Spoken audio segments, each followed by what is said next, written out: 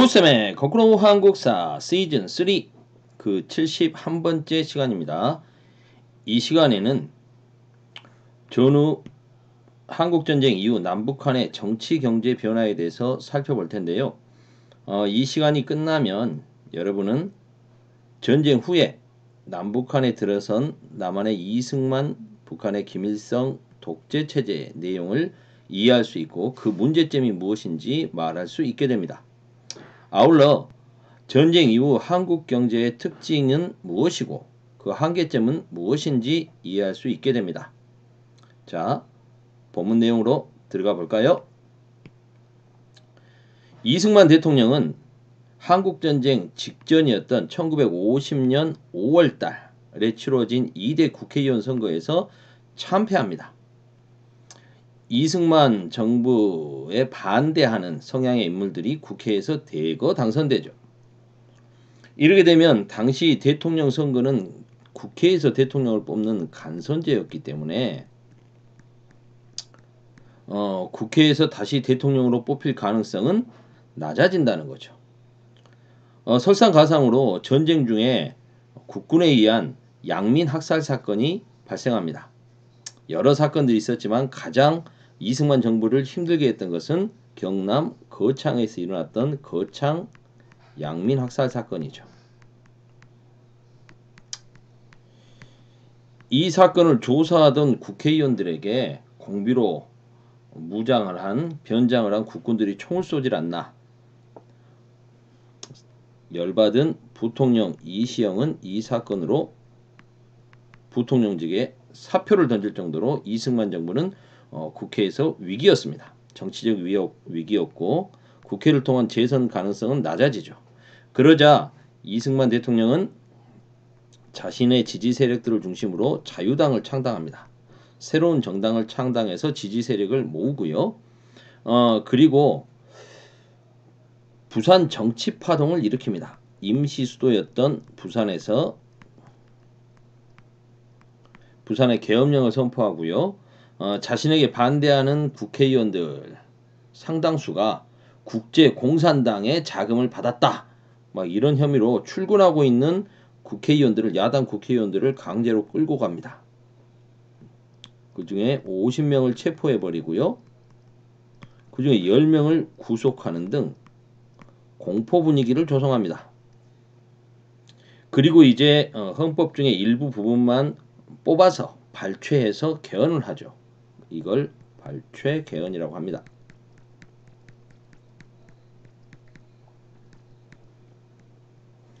이러한 발췌 개헌안을 토론도 없이 기립투표로 통과시킵니다. 그래서 대통령을 국회에서 뽑는 게 아니라 국민들이 직접 뽑는 직선제로 바꾸겠다는 거죠. 국민들의 의식 수준이 지금처럼 높지 않았을 때 더군다나 전쟁 중에 전쟁을 이끌고 있는 대통령을 바꾼다는 건 쉽지 않죠. 선거가 제대로 이루어지기도 힘들고요. 이런 분위기 속에서 이제 2대 대통령에 당선됩니다. 2대 대통령에 당선된 이승만은 이제 종신 집권을 꿈꾸죠. 당시 헌법에는 대통령은 재선까지만 허용했습니다. 3선을 할 수가 없었거든요. 3선 금지 조항이 있었는데 초대 대통령에 한해서 3선 금지 조항을 예외로 두자, 철폐하자라는 내용이죠. 이렇게 해서 개헌 투표를 했는데요. 당시 국회의원이 203명이었습니다. 그 중에 3분의 2가 찬성을 해야 됩니다. 그러려면 3분의 2면 135.33333 그래서 136명이 필요하죠. 그런데 투표 결과 한 표가 부족한 135표가 나와서 부결돼 버립니다. 이렇게 되자 이승만과 집권 자유당은 이거 안 된다. 4.4.5입이다. 135면 반올림 해야지. 그래서 말도 안 되는 4.4.5입까지 적용하며 부결됐던 개헌안을 다시 통과됐다고 선포합니다. 이게 바로 그 유명한 4.4.5입 개헌입니다.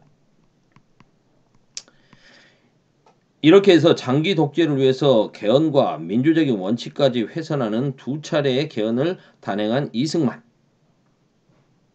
이제 당연히 국민들과 야당 정치인들의 반발이 심했겠죠. 이러한 반발은 이걸로 끝내버리죠. 니 빨갱이가 반공체제를 강화합니다. 반공을 권력 강화 도구로 이용하는 거죠. 이러한 움직임은 이후에도 권위적인 정권에서도 지속됐고 최근까지도 여러분들에게는 익숙하지 않을지 모르지만 색깔 공세라는 게 있었죠. 그래서 자신들과 정치적 결이 다른 사람들을 무조건 공산주의자로 사회주의 공산주의 좀 몰아서 색깔을 칠해버리는 색깔 공세를 펼쳐서 득표를 하는 경우들이 있었습니다. 하지만 국민들의 이 의식 수준이 예전 같지 않죠. 무조건 속아주지 않습니다. 아무튼 국민들은 이 와중에도 이승만 정부에 대한 불신이 계속됩니다. 3대 대통령 선거에서는 무소속이었던 조봉암 씨가 돌풍을 일으키죠. 실은 이때 신익희라고 하는 강력한 야당 후보가 있었습니다. 근데 이분이 이제 호남 지역 유세를 위해서 호남선 기차를 타고 가다가 그만 돌연사를 하죠. 임시정부 출신으로 이승만 정부에 반대해서 인기가 많았던 신익희 선생의 후보의 갑작스런 사망, 그리고 무소속 조봉암 선생의 돌풍, 그리고 부통령에는 민주당의 장면 씨가 당선됩니다. 아마 신익희 씨가 돌아가시지 않았다면 이때 온갖 편법이 자행됐더라도 국민들의 불만이 높았기 때문에 대통령이 교체될 수도 있었던 거죠. 위기를 느낀 이승만 정부는 반공을 다시 무기로 내세워서 반대 세력을 억압합니다. 선거에서 돌풍을 일으켰던 조봉암 씨를 간첩 혐의로 체포해서 사형을 시켜버리죠. 그리고 그가 이번에 다음 선거를 위해서 만들었던 당, 진보당을 등록 취소해버립니다. 이게 바로 진보당 사건이죠. 국가보안법을 개정해서 정부에 반대하면 간첩이다. 간첩의 개념을 굉장히 넓게 해석하는 거죠. 정부의 비판만 해도 간첩이래요. 말이 됩니까? 그리고 정부의 비판적이었던 여론을 잠재우기 위해서 신문사, 경향신문사를 반정부적인 성향을 띠고 있었던 신문사, 경향신문사를 폐간시켜버립니다. 미국의 원조에 힘입어 전후 경제는 점차 회복되고 있었습니다. 하지만 국민의 대다수는 여전히 가난했죠. 이런 와중에 미국에서 제공해주는 원조 물자, 밀가루, 설탕, 면화 이런 것들을 가공하는 산업, 밀가루도 하얗고 설탕도 하얗고 면화도 하얗다. 그래서 세 가지 하얀 산업, 삼백산업이 발달하게 됩니다.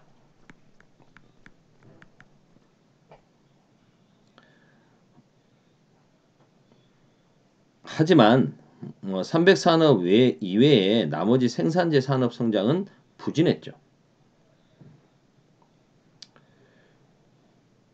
귀속재산 처리법이 제정됩니다. 이건 일본인들이 갖고 있던 공장을 민간에게 파는 건데요. 이때도 이제 특정 기업들이 특혜를 본다거나 돈 있는 사람들이 살 수 있었기 때문에 원래 해방 전에 우리가 추구했던 부의 균등한 분배와는 좀 거리가 있었습니다. 전후 경제 발전 과정에서는 가장 문제가 됐던 게 정경유착이죠. 정치와 경제가 유착됐다. 그래서 자신들에게 뇌물을 바치거나 자신들과 관련 있는 기업에 몰아준다는 거죠. 원조 물자라든가 귀속재산 처리 과정에 특혜를 줬다는 겁니다. 그래서 특정 산업이 특정 기업에 독점되는 모습이 나오죠. 경쟁사가 있을 수 없게 해버리니까요. 그런데 1950년대 말 미국이 그동안 무상으로 주던 원조를 이제 유상으로 전환합니다. 공짜로 줄 수 없다는 거죠. 그러자 무상 원조에만 의존하고 있었던 한국의 경제는 불황과 성장률 저하라는 문제에 직면하게 됩니다. 이승만 정부는 여기에 대해서 무능함을 보이죠. 적절히 대처하지 못했습니다. 물가는 폭등했고 실업 문제는 심각했습니다. 전쟁 피해를 복구하고 가난도 극복해야 되는데 그런 노력을 계속되어 있었습니다.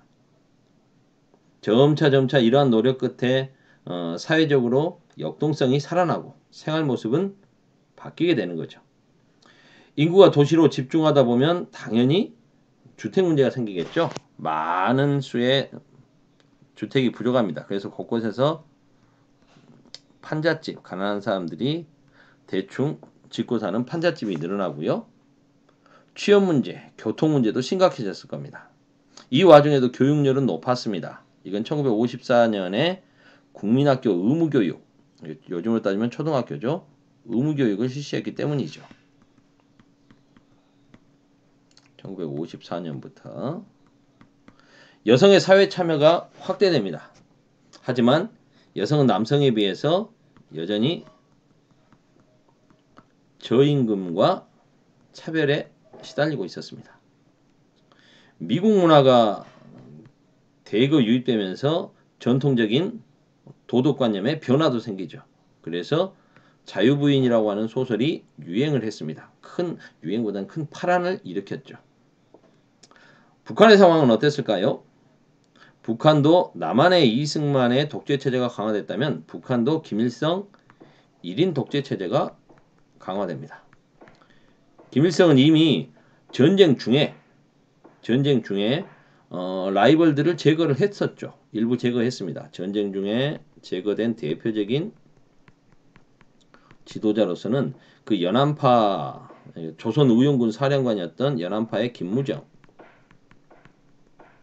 장군, 그리고 소련파로서 내각 부수상까지 했던 허가이, 이런 사람들이 이미 숙청이 됐고요. 전쟁 직후 전쟁에 대한 모든 책임을 자기가 질 수는 없죠. 그래서 남로당에게 몰아붙여서 부수상이었던 박헌영, 남로당의 지도자였던 남쪽 출신의 박헌영을 미제 스파이로 몰아가지고 제거해버립니다. 이렇게 하고 자신의 권력 기반을 강화하고 우상화 작업을 실시하죠. 근데 이런 자신의 중심의 우상화 작업이 좀 심해지자 숙청되지 않았던, 그러니까 김일성이 처음에 정권을 세울 때 연합했던 세력들 중에 남아있던 연안파라든가 소련파, 그리고 국내의 세력들, 갑산파 일부 세력들, 이런 사람들이 있었지 않습니까? 연합해서 권력을 잡았으니까요. 그런데 김일성의 1인 독재와 우상화 작업, 그리고 중공업 위주의 경제 정책을 비판하는 일이 생기게 됩니다. 이게 1956년 8월 달부터 시작됐던 8월, 이게 58년까지 갑니다. 8월 종파 사건이라고 하는 거죠. 이게 뭐냐? 김일성이 1956년 6월 달부터 동유럽에 몇 달간의 장기 외유를 떠납니다. 유람 가서 놀러 간 건 아니고요. 동유럽 사회주의권 국가들을 돌면서 지원을 좀 받기 위해서 장시간 북한을 떠나 있었던 거죠. 이 틈을 타서 연안파의 김두봉 아시죠? 조선 독립동맹의 그 책임자였던, 그 북한에서는 대의원회 의장까지, 우리나라의 국회의장에 해당되는 그런 자리에 있었던 김두봉, 중국 공산당 계열의 연안파 김두봉과 최창익, 윤공흠, 뭐 이런 사람들이 이제 김일성의 개인 숭배와 정치 현황을 비판하고 나섭니다. 그리고 여기에 이제 소련파 출신의 박창호, 뭐 이런 사람들이 뭉쳐가지고 김일성을 비판하고 나섰던 게 8월 종파 사건입니다. 하지만 이 사건은 김일성의 승리로 끝나고 쿠데타라고 해야 될까요? 뭔가 혁명을 꿈꿨던 김일성을 좀 제거하려고 했던 비판하고 권력을 잡으려고 했던 연안파와 소련파에 대한 대대적인 숙청이 단행되죠. 그렇게 해서 박창호, 최창익 이런 사람들은 국가 반란 음모죄로 숙청돼 버리고요. 윤공음은 중국으로 망명해 버립니다. 김두봉 같은 경우에는 원체 거물이었지 않습니까? 유명한 분이고 정치적으로 좌천돼서 노동자로서 삶을 마감하게 되는 거죠. 여러 가지 특혜라든가 권력에서 밀려나게 되는 겁니다. 김일성은 소련과 중국의 지원을 받으면서 차츰 전후 복구 사업에 나서게 됩니다. 농업과 상공업의 집단화, 뭐 토지 공짜로 나눠줬던 거 다 이제 국유화로 다시 협동 농장으로 만들어 버린다는 거죠. 그리고 노동 생산성을 높이기 위해서 좀 더 열심히 일해라. 이게 뭐 천리마 운동입니다. 외부에서 자원이라든가 물자를 가져오기 힘드니까 열심히 속도전으로 열심히 일하자 이런 거 아니겠습니까? 그래서 대중의 정신력, 열심히 일하기 위해서 정신력을 강화시켜서 노동 생산성을 높이려고 했던 천리마 운동을 대대적으로 벌이게 되죠. 하지만 기술도 없고 물질적 뒷받침이 부족한 상황에서 정신력만으로 노력해서 된다? 한계가 있죠. 지속적인 성장은 어려웠습니다. 내용이 남한과 북한의 그 전후 독재 체제 강화와 경제 상황까지 설명하다 보니까 선생님이 오늘부터는 좀 짧게 하고 싶었는데 끝내 17분이 넘어가 버렸네요. 여기까지 하겠습니다. 다음에는 하여튼 15분 안으로 하도록 노력해 볼게요. 마음 같아서는 10분이 좋을 것 같긴 한데 어렵네요. 오늘은 여기까지.